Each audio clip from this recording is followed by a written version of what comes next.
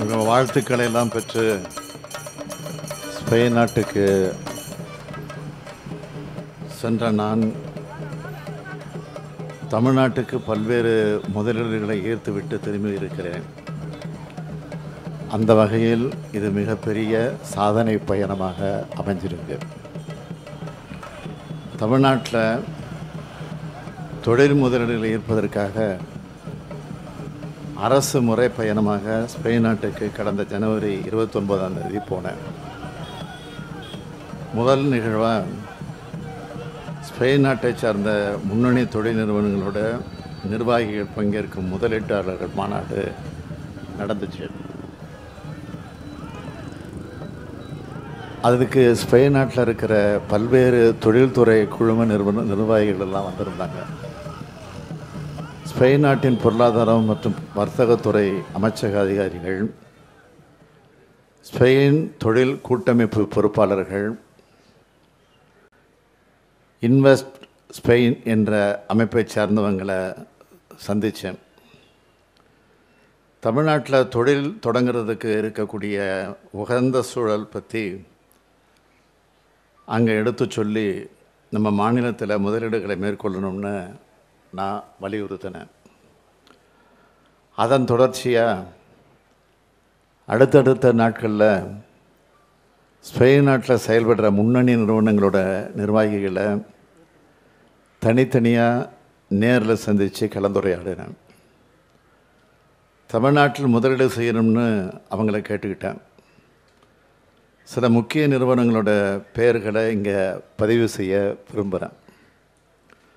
காற்றாலை மின் உற்பத்திகளும் நீர் மறுசுழற்சிகளும் முன்னணி நிறுவனமான ஆக்சியானா நிறுவனம், உயர்தர வீட்டு கட்டுமான பொருட்களில் உற்பத்தியிலும் பீங்கான் பொருட்கள் உற்பத்தியிலும் உலகின் முன்னணி நிறுவனமான ரோக்கா நிறுவனம், கண்டெய்னர் முனையங்கள் மற்றும் சரக்கு பூங்காக்கள் அமைக்கிறதுல சிறந்த நிறுவனமான ஹபாக்-லாய்டு நிறுவனம், சர்வதேச தரத்தில் சாலை கட்டமைப்பு வசதி அமைக்கக்கூடிய அப்பர்டிஸ் நிறுவனம், மோட்டார் வாகன உதிரி பாகங்கள் உற்பத்தியில் உலகின் முன்னணி நிறுவனமான இருக்கக்கூடிய கெஸ்டாம்ப் நிறுவனம், ரயில்வே சார்ந்த உற்பத்தி தொழிலில் உயர் தொழில்நுட்பத்தோடு செயல்படக்கூடிய டால்கோ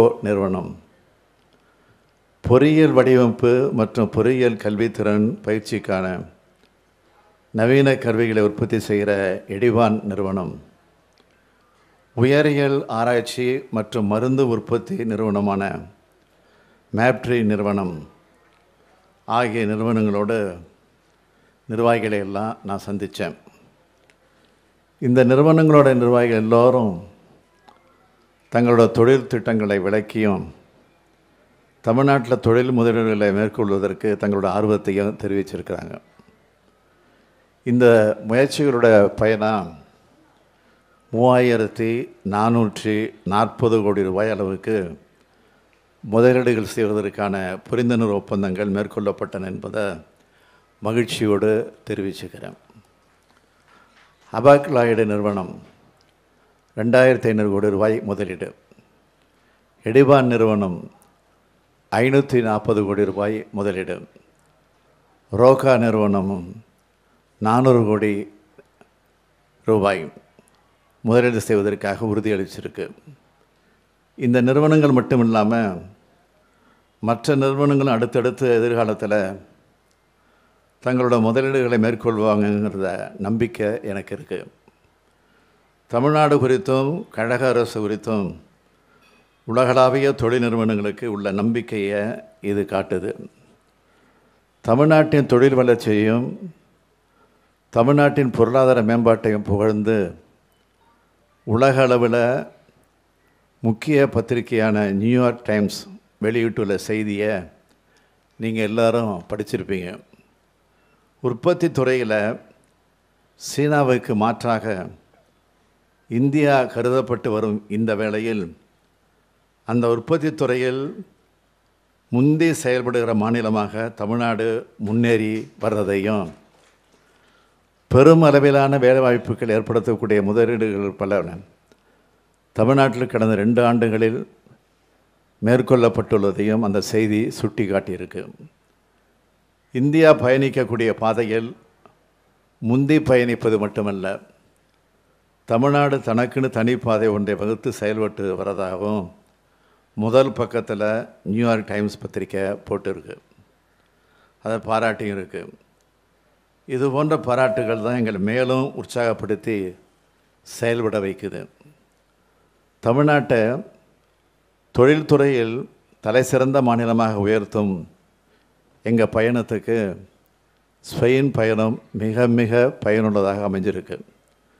இது போன்ற அடுத்த பயணங்கள் திட்டமிடப்படும் என்பதையும் தெரிவிச்சுக்கிறேன்.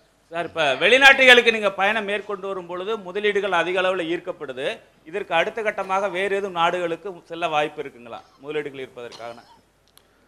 திட்டமிடும் போது உங்கள்கிட்ட சொல்லிவிட்டு செய்கிறேன். நாடாளுமன்ற தேர்தல் இப்போ நெருங்கி வர்றதுனால அதற்கு பிறகு தான் என்னுடைய பயணங்கள் இருக்கும். சார், நாடாளுமன்றத்தில் பிரதமர் உரை நிகழ்த்தியிருக்கிறாரு, பல்வேறு கருத்துக்களை தெரிவிச்சிருக்கிறாரு. அது தொடர்பாக அந்த நிகழ்வெல்லாம் நீங்கள் பார்த்தீங்களா? பார்த்தேன், படித்தேன், ரசித்தேன், சிரித்தேன். ஏன்னா பிஜேபி தான் எதிர்கட்சி மாதிரியும் காங்கிரஸ் தான் ஆளுங்கட்சி மாதிரியும் அவர் தொடர்ந்து ஆட்சிக்கு வந்ததுலேருந்து அவர் எதிர்கட்சியாக அவர் செயல்பட்டுக்கிட்டு ஆளுங்கட்சியாக இருக்கக்கூடிய காங்கிரஸ் அட்டாக் பண்ணுற மாதிரி பேசிக்கிட்டு இருக்காரு. இதுதான் புரியாத புதிராக இருக்குது. சார், பிரைம் மினிஸ்டர் பேசும்போது 400 இடங்களில் கைப்பற்றுவோம் அப்படின்னு சொல்லி எம்பி எலெக்ஷனில் சொல்லியிருக்காரு. அதை பற்றி உங்கள் கருத்து சார்? மொத்தம் 400 தானா? 543 இடம் இருக்குது. அதையும் கைப்பற்றுவேன்னு சொன்னாலும் ஆச்சரியம் இல்லை. சார், நடிகர் விஜய் கட்சி ஆரம்பிச்சிருக்காரு. எப்படி பார்க்குறீங்க சார்? புது அரசியலுக்கு வந்திருக்காரு. மக்களுக்கு தொண்டாற்ற யார் வந்தாலும் நான் மகிழ்ச்சி அடைவேன். நன்றி, வணக்கம்.